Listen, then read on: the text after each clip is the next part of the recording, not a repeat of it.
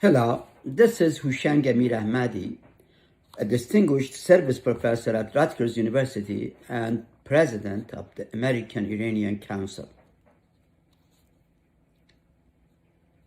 In this video, I will discuss Iran, and I am unhappy to let you know that the state of Iran is not good at all.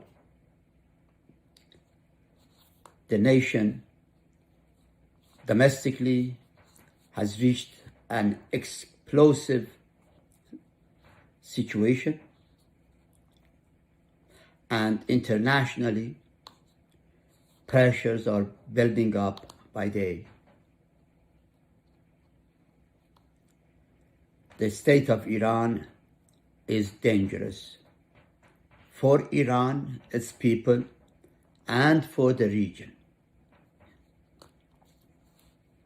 Domestically, Iran's economy, because of mismanagement, corruption, and sanctions, has been almost totally decimated. It's crippled beyond repair in the foreseeable future, unless things change drastically, which I don't see that coming. Unemployment for the youth is over 60%. Inflation, about the same number. The economy has been in depression, not just recession, for a long time now. The people's income has declined by at least 10 to 15%, depending on which number you use, over the last few years.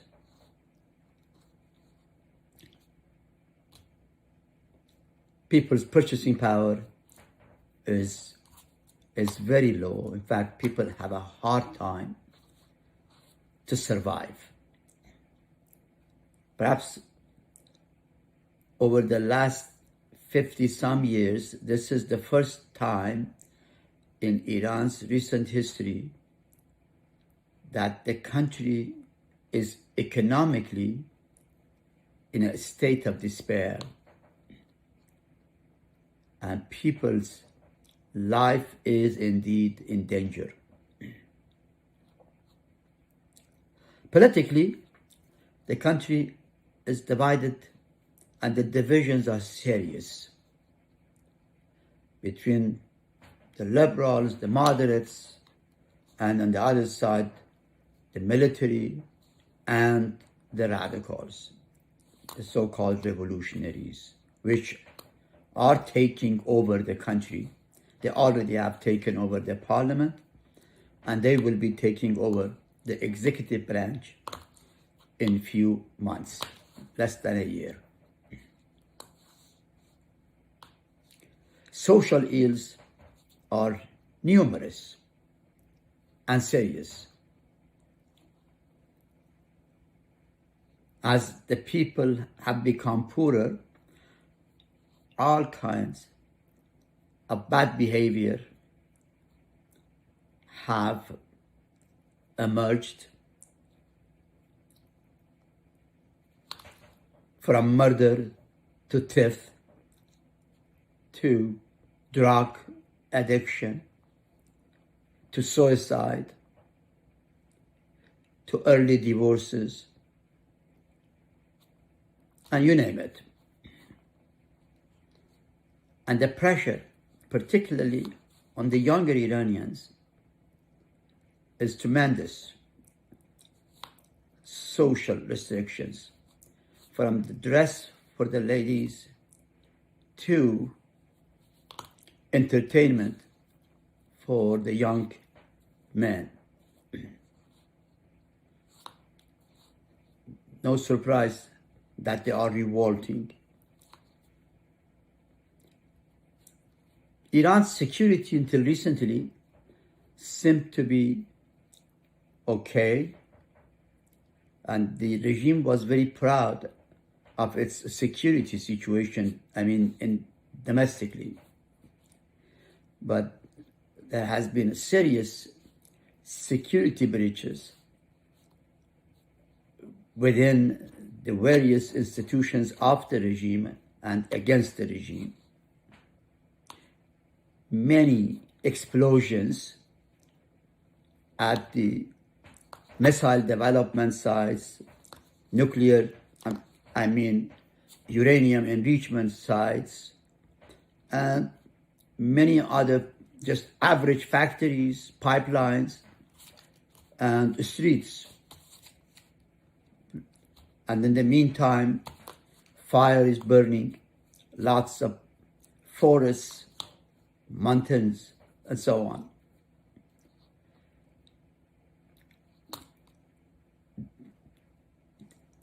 Together, one can perhaps say that the country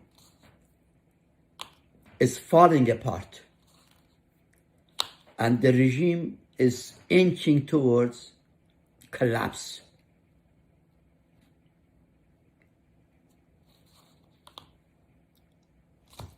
I may just remind everybody that as I speak, the streets of Iran are filled with demonstrators, protesters, and this new series of protests just began yesterday, and I expect that to continue and grow because these protests have real causes. Economic, political, social, security, you name it. And unfortunately, the regime doesn't seem to have a solution.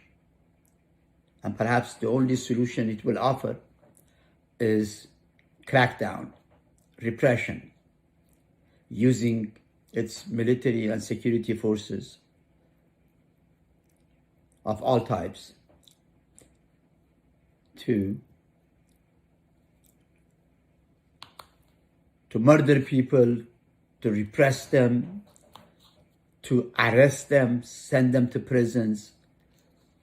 And exactly what it did a year ago, that is a little bit more than a year ago, last November. Not this last November, the November before. Actually, the November 2019, I have to say.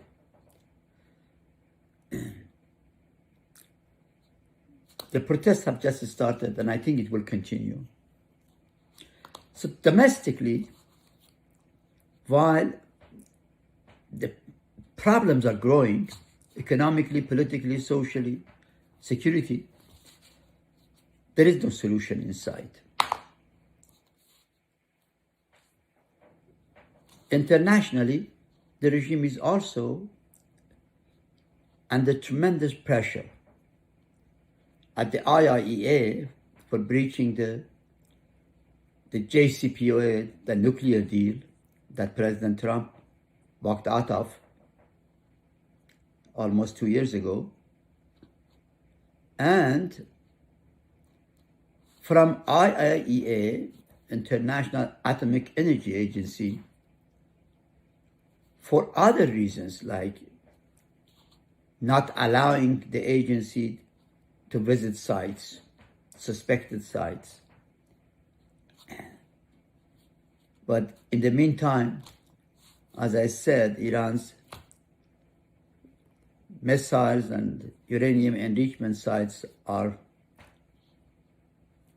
sabotaged. And so far, the government is saying nothing about who is doing this. They say we know, but for some security reasons, we are not going to talk about it.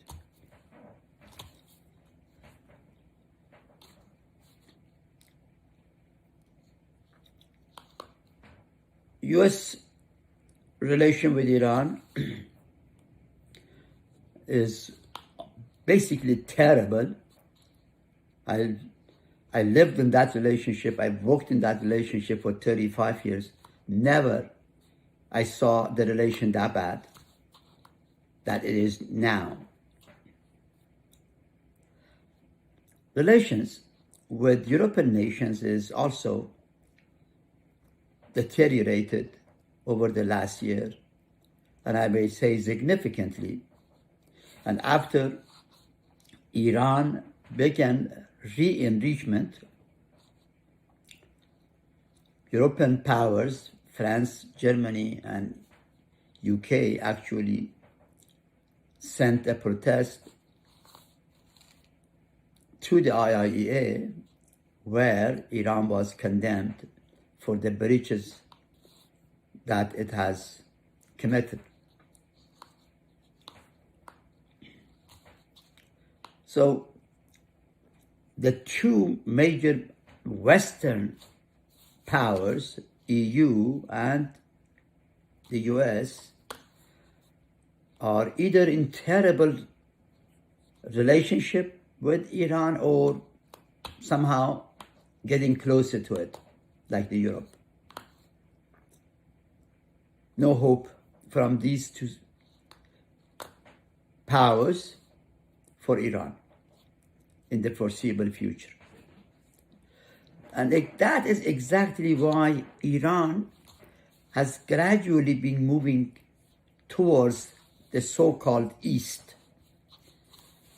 Originally, that East meant Japan. Then after Japan declined and China grew, the East became China. And the Russians were always there as 50-50, partly West, partly East. But the Russians did maintain some level of good relations with Iran, and indeed did undertake certain military, security, and a little bit of economic activities in the country.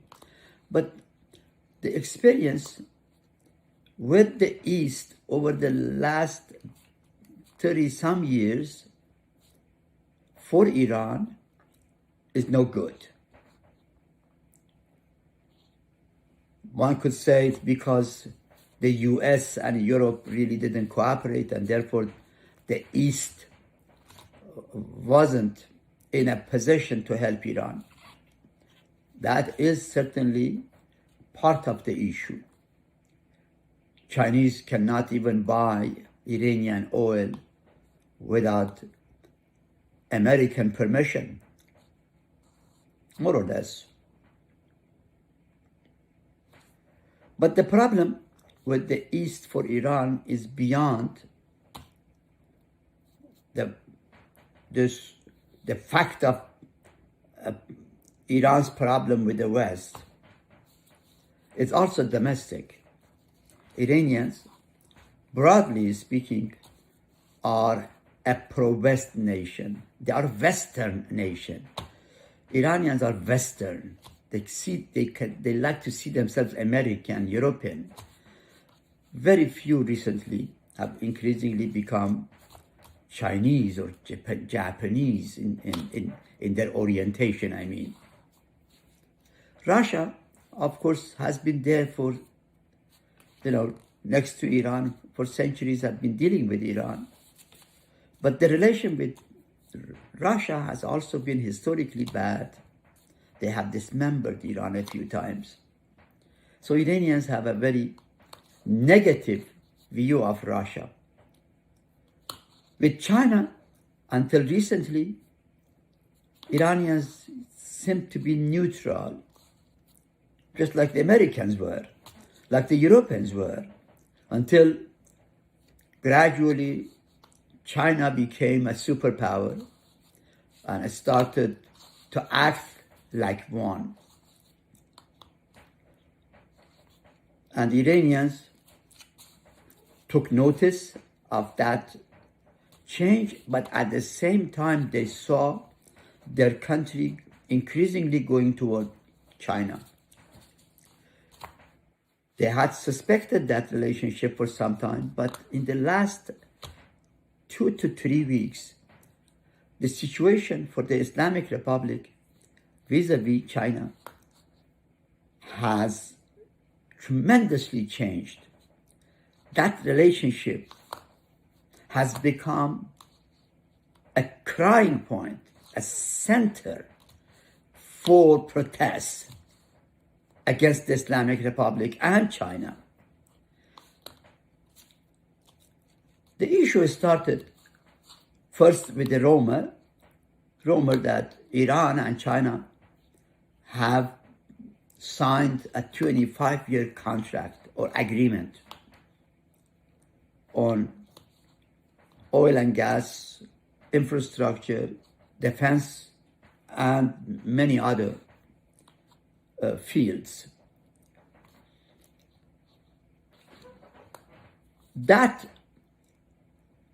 rumor gradually turned out to become more real to the people. Iranian foreign minister went to the parliament and acknowledged that they have been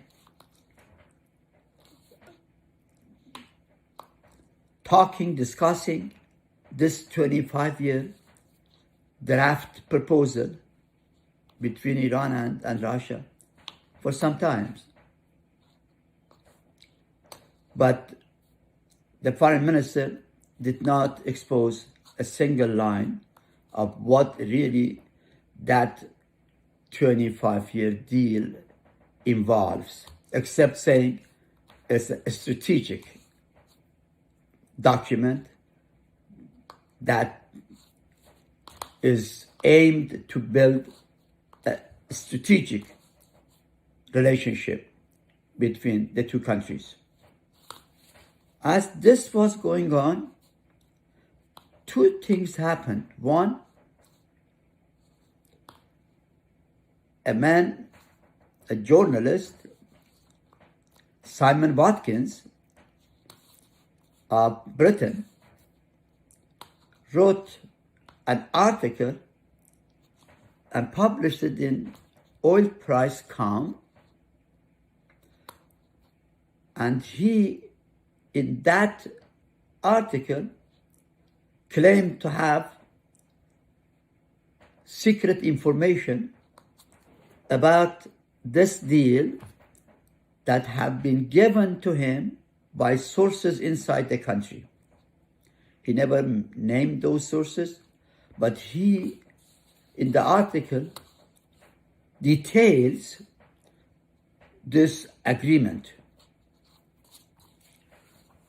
Indeed, more detailed than one can expect a journalist be able to ever have access to, and very technical, particularly in the military side.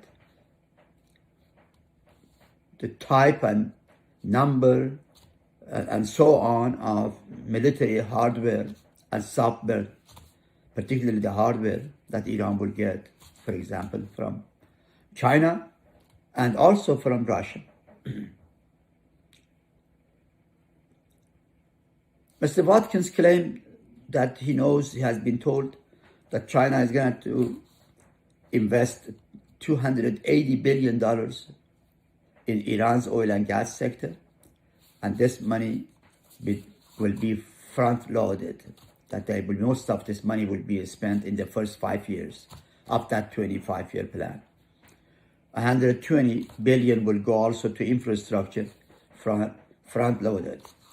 He also said that Iran is going to be part of this China's Belt and Road, that the Silk Road project, and that to participate in that project, Iran would be also given loan and other stuff, so then ports and other facilities will be developed. Mr. Watkins claimed that Iran will sell oil to China in discounted significantly, and that China will be also even allowed, according to that contract, to pay for that purchase by soft currencies, largely foreign currencies that China has earned, I don't know, in Philippines, in Malaysia, I don't know, in Arab countries, everywhere. Hard currencies like dollar and euro, of course, are what Iran needs most, but China will give Iran supposedly that soft currencies, and then Iran will use that soft currencies in friendly countries, friendly banks in the West, turning that into hard currency, into dollar or euro.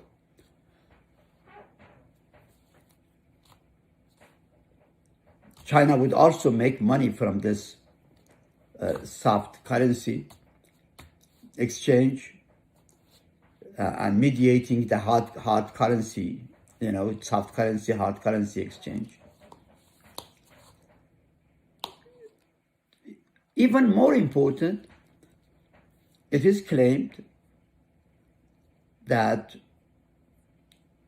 Iran's basically military bases will be put at the disposal of China and Russia as part of this deal. Very explosive. And also a few ports of the country will be leased to China for that duration of 25. After this article, a draft of that agreement in 18 pages came out and got distributed over social media.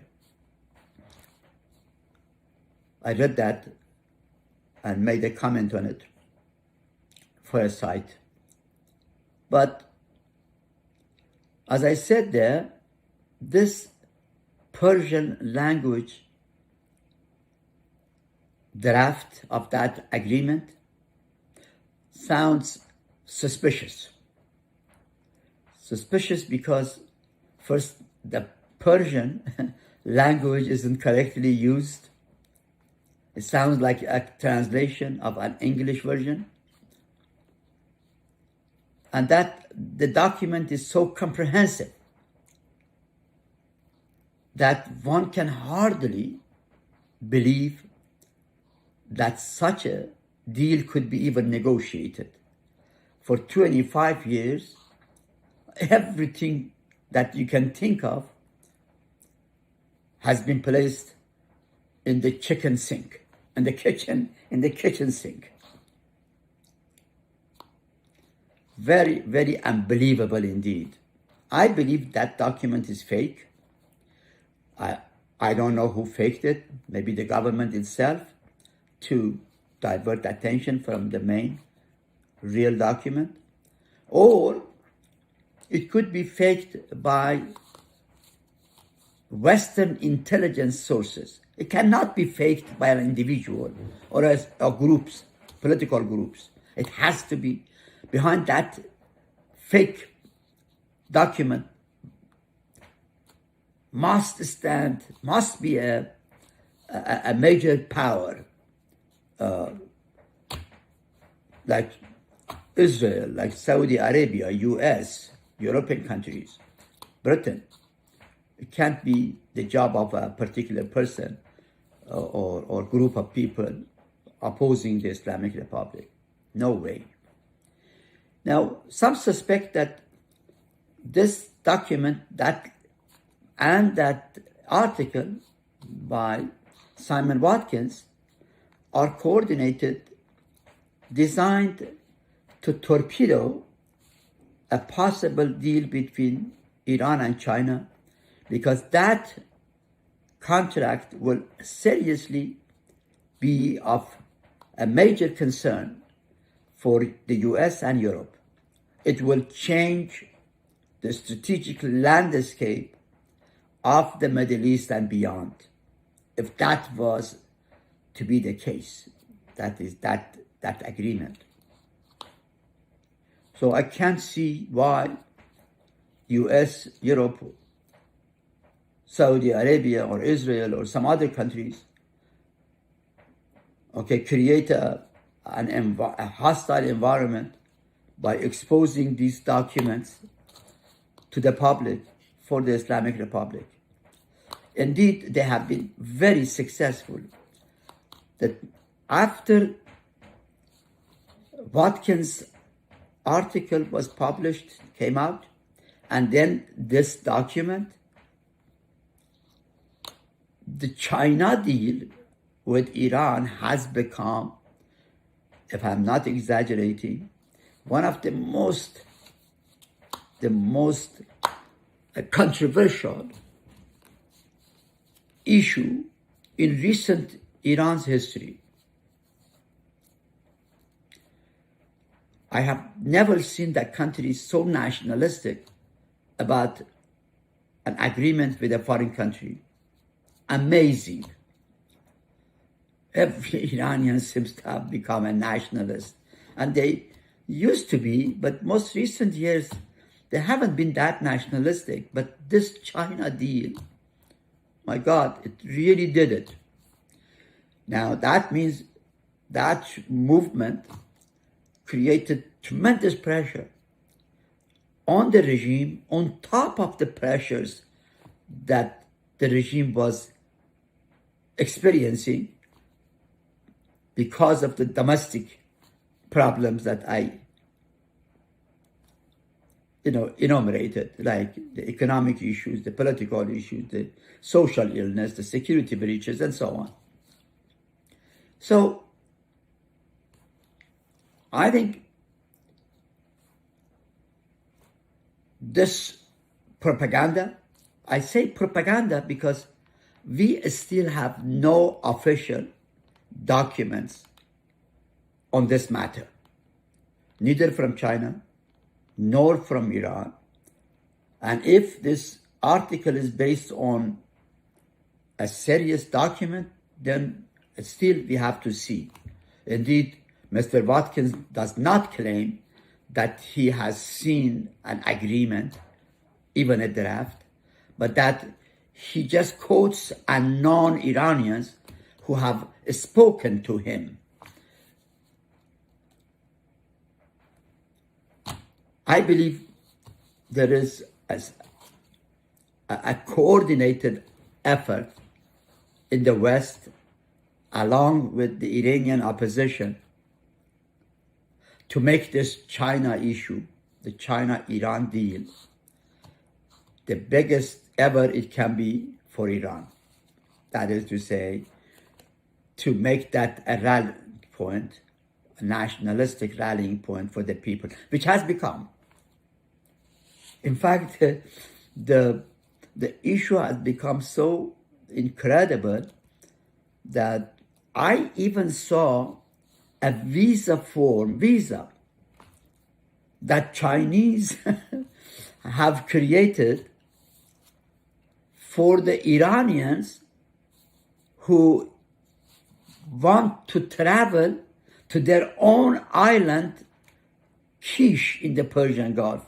Because supposedly, according to that 25-year plan, Kish will be for 25 years under China control.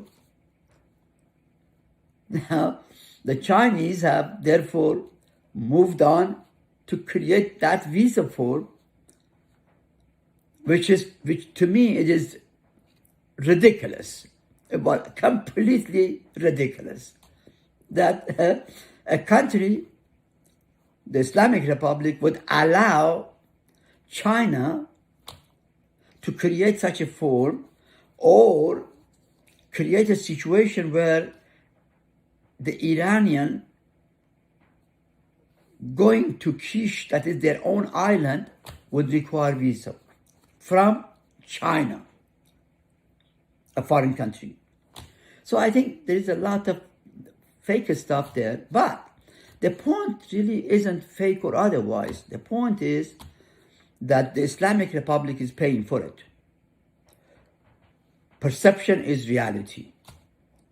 They have created a reality out of nothing. And the Iranian people have taken it as reality and fighting the regime over their country, their islands, and so on. What a powerful propaganda machine that those anti-Islamic republic have created. The regime is really in trouble. So, to make a long story short, the state of Iran isn't good. The situation actually is explosive. The streets of Tehran are crowded with people protesting the regime for their living condition, the economic, there's the political condition, their social condition, their security condition. But at the same time, this very country, this very regime is under tremendous pressure from the West, and this China deal has become an extra burden on the regime. It's funny. If there is a deal, which I believe there is a deal, let me make sure that I am understood. By saying fake, that story as fake, I am not saying that Iran and China are not negotiating a 25-year agreement. In fact, Foreign Minister has acknowledged that they have, and they are, and they have even coming closer to finalizing it. What I considered fake was those documents that are based on some unknown sources for political purpose. So, from that perspective, it may be fake, but the fact that there will be a deal between Iran and China is a fact. That is there, acknowledged. What is in it? Nobody knows yet. We can predict, we can anticipate certain things to be in it, like on oil and gas or others. But the problem also is this, that I can't even think of China being able to deliver on a deal with Iran, even if it was signed, because of the American objection and other problems. So the Islamic Republic, whoever that thought about this deal with China, that person or those people were basically mindless. Mindless because they should have known that such a deal of that magnitude, so-called strategic, will never go. So the Islamic Republic have destroyed its credibility, created headache, and all kinds of other problems for nothing. And in the meantime, Americans and Europeans have become even more inimical because of that discussion with China and with Russia on the military side. So the Islamic Republic really has messed up, mismanaged its domestic situation as well as its international relations. I don't know where will they go from here. As I said, most likely toward collapse. I can expect a radical revolution, a military coup, or some sort of a disorder that may create a failed state, even if not a revolution or a coup. But I believe Iran, given its history, will not remain as a failed state. It will immediately move toward either a revolution or a coup. That's the future, and the near future. It's not that far, it's near. I see that coming. The Islamic Republic, as in a few of Persian videos I've said, has only one option to prevent that total collapse, that revolution, and so on. And that is to open up a dialogue for a negotiated transition with its opposition and at the same time with foreign powers like the US and Europe, Russia, I mean Saudi Arabia, maybe Israel. That's going to be tough. But the point is that there is only two options ahead of Iran in the near future. One, collapse and revolution or military coup. Two, a negotiated transition to transfer state power to political elites that are capable of running the country, taking that political power from the mullahs, from the clergies, and giving it to a government, a regime that might be constructed from militarists and political elite of some nationalist or moderate or pragmatic perhaps, or technocratic perhaps version. That's why my prediction of Iran in the near future is a Bonapartist kind of a situation. Bonapartism is exactly a situation where in the framework of a collapse, a strong man will emerge from the military or somewhere that will assemble a group of technocrats